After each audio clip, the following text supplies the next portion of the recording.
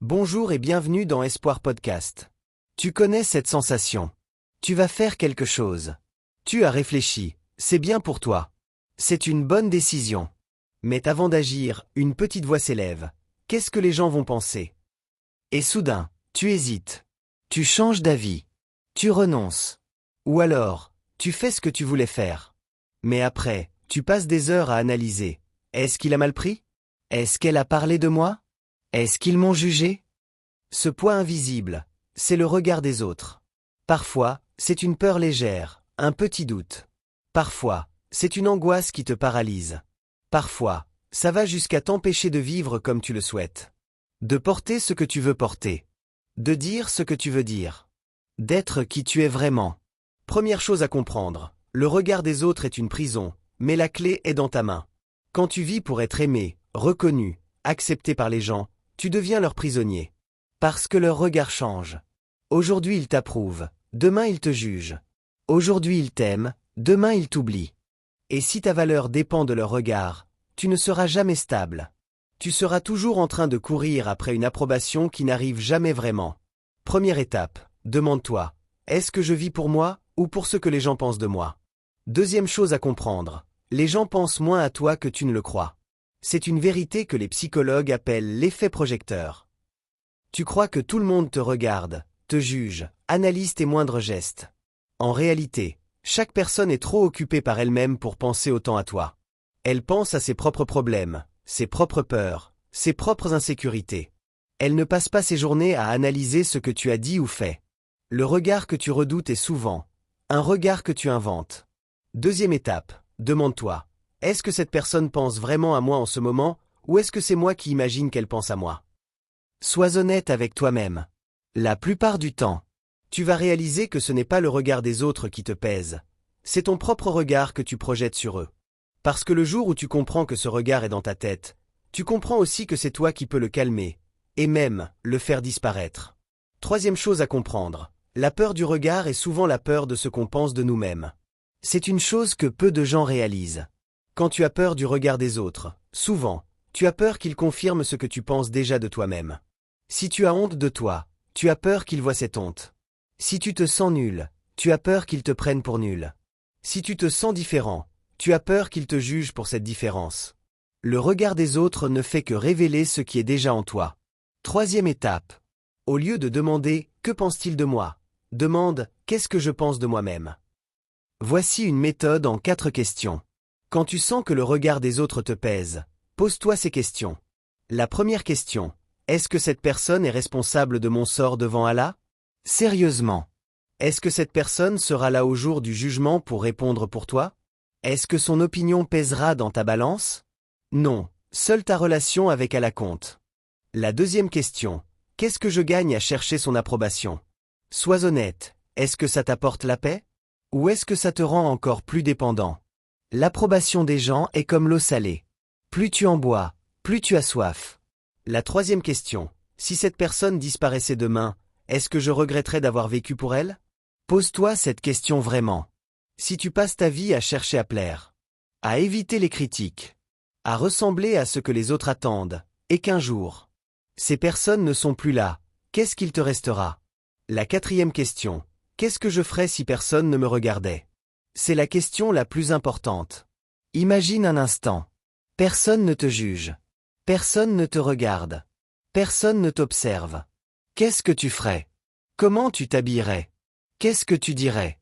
Comment tu vivrais? La réponse à cette question, c'est ton vrai toi. C'est celui que le regard des autres t'empêche d'être. Parfois, ce n'est pas une peur imaginaire.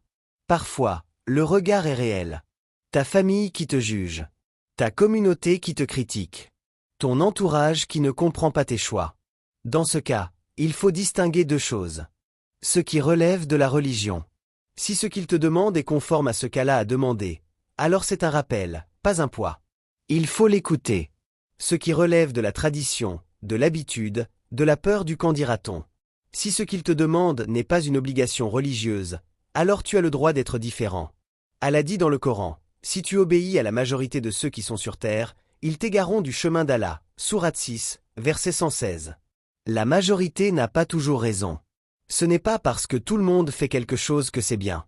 Ce n'est pas parce que tout le monde te juge que tu as tort. Voici une méthode simple de 3 cercles pour gérer le regard réellement pesant.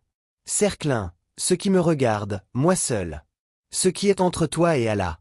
Tes prières, tes pratiques, ton lien intime avec lui. Personne n'a à juger ça. C'est entre toi et lui. Cercle 2. Ce qui regarde ma relation avec les autres. Ce qui touche à la famille, aux proches, à la communauté. Ici, il y a des droits, des devoirs, des liens à préserver. Mais même ici, tu as le droit d'être respecté. Cercle 3. Ce qui ne regarde personne. Les choix personnels qui n'affectent personne. Ce que tu portes, ce que tu aimes, ce que tu fais dans ta vie privée. Là, personne n'a à imposer son regard. Quand tu sens le regard peser, demande-toi, dans quel cercle est-ce que je suis? Si c'est le cercle 1, protège-le. C'est entre toi et Allah. Si c'est le cercle 2, discute, explique, préserve le lien sans te perdre. Si c'est le cercle 3, rappelle-toi, ce regard ne me regarde pas. Parfois, le regard le plus lourd n'est pas celui des étrangers. C'est celui des parents, des proches, de ceux qu'on aime. Et là, c'est difficile. Parce que tu ne veux pas les décevoir. Parce que tu veux leur approbation. Parce que leur regard compte vraiment. Dans ce cas, retiens 2 choses. 1. Tu peux aimer sans tout accepter. Tu peux respecter tes parents sans faire exactement ce qu'ils veulent. L'amour n'est pas l'obéissance aveugle. 2. Leur regard est parfois une peur déguisée. Quand ils te jugent, souvent, ils ont peur pour toi. Peur que tu souffres, peur que tu sois exclu, peur que tu te perdes. Cette peur, tu peux l'apaiser, en leur montrant que tu es solide. Que tu sais ce que tu fais, que ta foi et ta vie sont entre de bonnes mains. Récapitulons la méthode des 4 questions et des 3 cercles. Les 4 questions pour se libérer. 1. Cette personne est-elle responsable de mon salut? 2. Qu'est-ce que je gagne à chercher son approbation? 3. Si elle disparaissait demain, est-ce que je regretterais d'avoir vécu pour elle? 4. Qu'est-ce que je ferais si personne ne me regardait? Les 3 cercles pour se situer. 1. Ce qui est entre moi et Allah, je protège. 2. Ce qui regarde mes relations. Je discute, je préserve le lien. 3. Ce qui ne regarde personne. Je ne me justifie pas. Pour finir, il y a une parole très forte que je veux te laisser. Le prophète sallallahu alayhi wa sallam a dit, « Celui qui cherche l'approbation d'Allah, au prix de la colère des gens, Allah lui suffit. Celui qui cherche l'approbation des gens, au prix de la colère d'Allah, Allah le livre aux gens. » Tu vois la différence?